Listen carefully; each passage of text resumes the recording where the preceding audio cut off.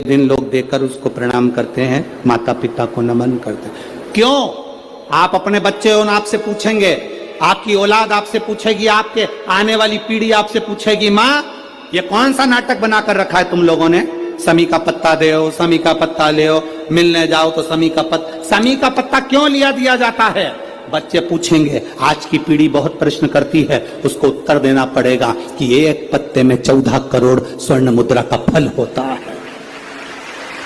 एक शमी के पत्र में आज के बच्चे जो प्रश्न करेंगे उसका उत्तर देने के लिए तुम्हें तैयार रहना पड़ेगा। उस उत्तर को तुम्हें देना पड़ेगा कि ये शमी का पत्र विजयदशमी पर क्यों लेन देन किया जाता है, शमी का पत्र क्यों शिव के मंदिर में जाता है, शमी के पत्र की मूलता क्यों होती है, इसको समझाना। एक शमी पत्र में वो फल है। और केवल यही नहीं, शमी के वृक्ष के नीचे, बेलपत्री के वृक्ष के नीचे अगर भूल से भी बच्चा, बूढ़ा, कोई व्यक्ति एक पार्थिव शिवलिंग का निर्माण कर लेता है, भूलवश भी उस पे जल समर्पित कर देता है, भूलवश भी उसके भाव से पुष्प या शमी पत्र या बेलपत्र भी चढ़ा देता है, तो वो इस संसार में कहीं ना कहीं सुख भोगता ही है, उसके जीवन में दुख नहीं। शमी पत्र की मूलता 33 कोटि देवता तुम्हारी किस्मत में जो लिखा है वो देंगे। 33 कोटि देवता का काम है तुम्हारा भाग्य लिखना, पर केवल एक महादेव का काम है तुम्हारे भाग्य को बदल देना। तुम्हारी जिंदगी में दुख लिखा है, कब वो सुख लिख दे उसका कोई भरोसा नहीं। ये सिर लोग महादेव की पिंडी को लगा देते हैं, ये सिर महादेव के शिवलिंग को लगा देते हैं। क्यों लगा देते हैं? क्यों? ये ललाट पर जो दुख लिखा है, ललाट पर जो भाग्य में तकलीफें लिखी हैं, किस्मत में जो लिखा है, बेकार कुछ लिख दिया, शिव के शिवलिंग को ये शीश लग जाए, महादेव का स्पर्श मात्र हो जाए, ललाट पर लिखा उल्टा भी सुल्टा हो जाता है। यदि पीला फूल शिवलिंग के आसपास में या शंकर भगवान के ऊपर कहीं रखा हुआ भी दिख जाए, उस कनेर के पुष्प को अगर आप 5 जगह का स्पर्श कराकर अपने हृदय की बात कहकर वापिस महादेव को समर्पित कर देते हो, तो भी मेरा महादेव तुम्हारे दुख का निवारण कर देता है। ऐसा योग लगे आपके जीवन में कि आप जिस व्यापार को आपने करा उस व्यापार में आपको फल नहीं मिला, फिर आपने व्यापार चेंज करा, फिर बदल कर देखा, फिर उस व्यापार को कर देखा, उसमें फल नहीं मिला, फिर आपने वापिस व्यापार को बदलने का विचार किया, तो हमारा निवेदन रहेगा उस व्यापार को बदलने से पहले एक काम जरूर कर देखो। 3 स्थान पर बेलपत्र को चढ़ाकर देखिएगा। अगर आपको लगे कि मैंने व्यापार बदल लिया, एक बार बदला, कई लोग ऐसे भी होते हैं जो पैसा इकट्ठा करते हैं, धन एकत्रित करते हैं, और कोई व्यापार ऐसा कर लेते हैं जिस व्यापार में धन चले जाता है तो वो धन वापिस नहीं आता, महाराज वो व्यापार का धन वापिस नहीं आ पाता, तो बड़े दुखी होता है कि भाई मेरा गया हुआ पैसा नहीं आ रहा, मैं बड़ा कष्ट में हूं, मेरा खुद का ही आ जाए ना तो मैं निहाल हो जाऊं, मेरा अपना ही नहीं आ रहा जो गया हुआ है, तो मैं क्या वर्णन करूं उसको, क्या करूं।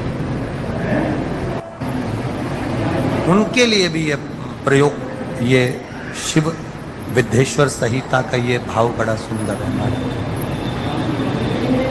आप व्यापार पर व्यापार बदल कर देख लिए, धन भी हमारा कहीं डूब गया, आ नहीं रहा है, तो प्रयास करना 3 स्थान पर चढ़ाई गई बेलपत्र हमें सुख का अनुभव करा देगी। बहुत ध्यान लगाइए।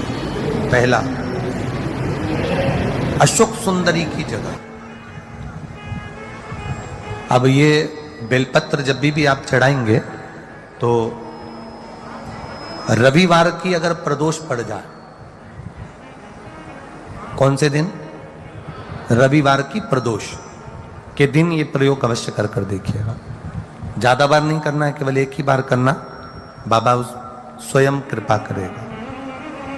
अपने मंदिर में अर्थात अपने घर के पास कोई मंदिर हो, शिवालय हो, देवालय हो, जहां शंकर भगवान विराजमान हो, शिवलिंग हो, ऐसी जगह पर अवश्य करें। हमें कहीं दूर जाकर ये प्रयोग नहीं करना है, अपने अपने शिवालय, अपने जो घर के आसपास में शिवालय हो वह। एक बेलपत्र अशोक सुंदरी वाली जगह, अब उसको अशोक सुंदरी की जगह पर भी चढ़ाने का तरीका क्या है?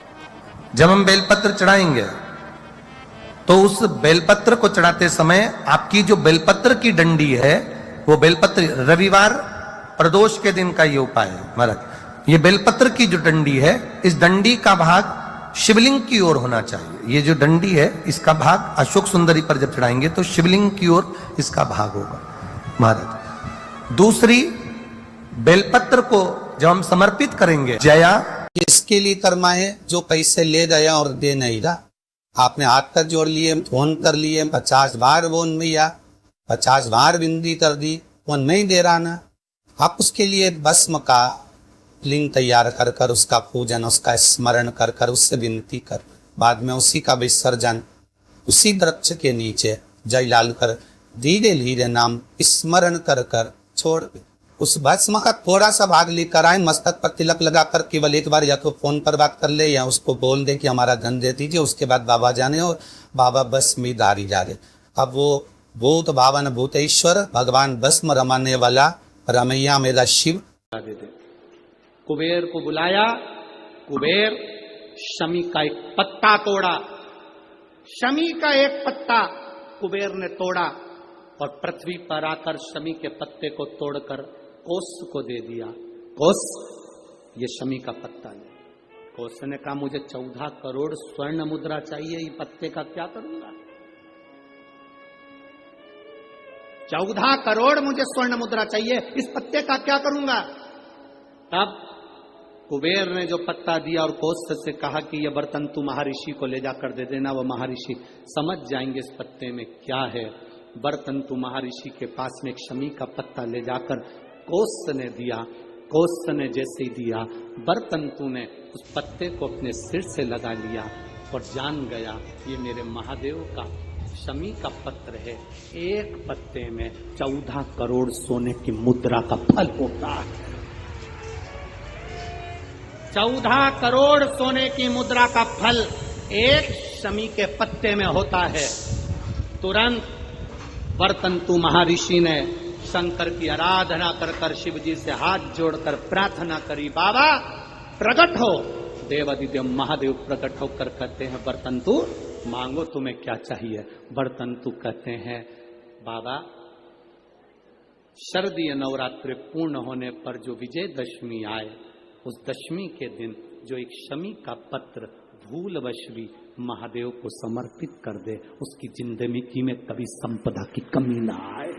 एक शमी का पत्र, एक शमी का पत्ता 14 करोड़ सोने की मुद्रा से प्रबल हो जाता है। एक शमी का पत्र।